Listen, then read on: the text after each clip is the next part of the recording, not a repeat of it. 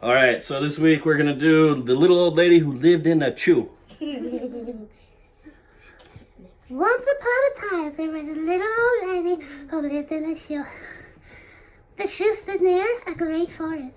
It was so large that it served as a house for a little old lady and all her children, of which she had so many that she didn't know what to do with them. But the little old woman was very fond of her children, and they only thought of the best ways to please her. Strong Arm, the eldest, cut down the trees for firewood. Peter made baskets of wickerwork. Mark was the chief gardener. Lizzie milked the cow, and Jenny taught the younger children to read. Now this little old woman had not always lived in the shoe. She and her family had once dwelt in a nice house covered with ivy. Her husband was a woodcutter like Strong Arm, but they lived in a huge castle beyond the forest. A fierce giant who one day came and laid their house in ruins with his club, after which he carried off the poor woodcutter and his castle beyond the forest. When the little old woman came home, her house was in ruins, and her husband was nowhere to be seen. Oh, he's dead. No, he didn't hear. Oh, it's just sad. Night came on, and as the father didn't return, the old lady and her family went to search for him. That's your butt. When they came to the part of the wood where the giant had met their father, they saw an immense shoe. I mean, the big one. They spent a long time weeping and called out for their father, but met no reply. The little old lady thought that they had better take shelter in the shoe until they could build a new house. So Peter and Strong Arm put on a roof on it and cut a door and turned it into a dwelling. I mean, a house. Here they all lived happily for many years, but the little old lady never forgot her husband and his sad fate. That means what happened to him.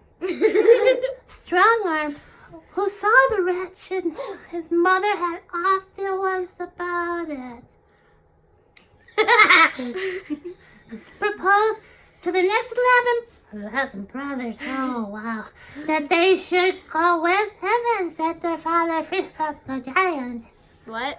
Their mother knew He's the only giant's 5. strength and would not hear of the attempt, as she feared they would be killed. But Strong Arm was not afraid. He bought a dozen sharp swords, and Peter made as many strong shields and helmets for their heads, as well as crossbows and iron-handed arrows. They were now quite ready. Strong Arm gave the order to march, and they started for the forest. The next day they came inside of the giant's castle. Strong Arm, leaving his brothers in the woods close by, strode boldly up to the entrance and seized the knocker. Well, he seized it and then he knocked. The door was opened by a funny little boy with a large head who kept grinning and laughing. Oh, the picture's weird.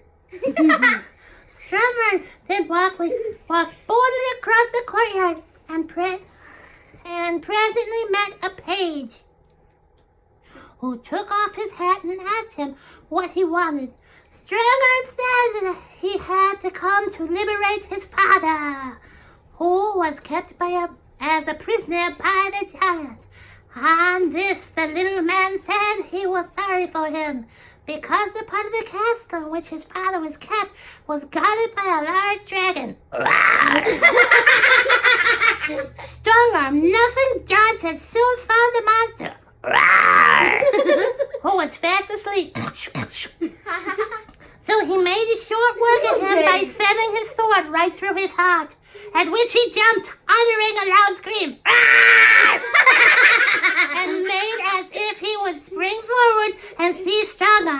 But the good sword had done its work, and the monster fell heavily on the ground dead.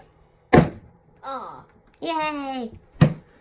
Now the giant, who had been drinking much wine, he was drunk, was fast asleep in a remote part of the We don't castle. even know that. Strong Arm had no sooner finished the dragon than up started the funny little boy who had opened the door. No. He led Strong Arm round to another part of the courtyard where he saw his poor father, who at once sprung to his feet and embraced him. That means they hugged.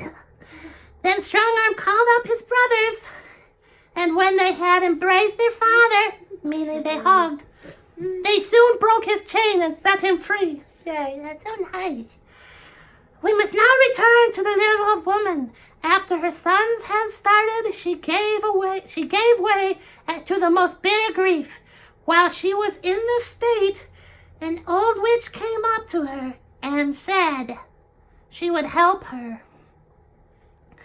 As she hated the giant and wished to kill him, the old witch then took the little old lady on her broom, and they sailed off through the air, straight to the giant's castle. Yay. Not there yet, calm down. Now this little old witch had great power, and at once afflicted the giant with corns and tender feet. That means he has stinky feet. Not really, they just heard that. When he awoke from his sleep, he was in such pain that he couldn't bear it much longer. So he thought he would go in search of the missing shoe. Oh, he wanted his shoe back. Okay, no problem. Which, like the other one he had in his castle, was easy and large for his foot. His footy. When he came to the spot where the little old lady and her children lived, he saw his old shoe, and with a laugh, Ha ha ha. he shook the trees. He thrust his foot into it, breaking through the roof that Strong Arm and Peter had put to it. The children had, in great alarm, rushed about inside the shoe, and frightened and trembling, scrambled through the door and the slits which the giant had formerly made in for his corns. By this time, the witch and the little old lady, as also Strong Arm, his 11th brother, and his father were come up to the spot. Sometimes they don't write these right. Strong Arm and his brother shot their arrows at him till the last he fell, wounded. When Strong Arm went up to him and cut off his head. Whoa, for a child story, holy crap, that's bad. Then the father and the little old woman and their children built a new house and lived happily ever after. Yes! That's violent for a 5-year-old. I know, but someone needs to stop the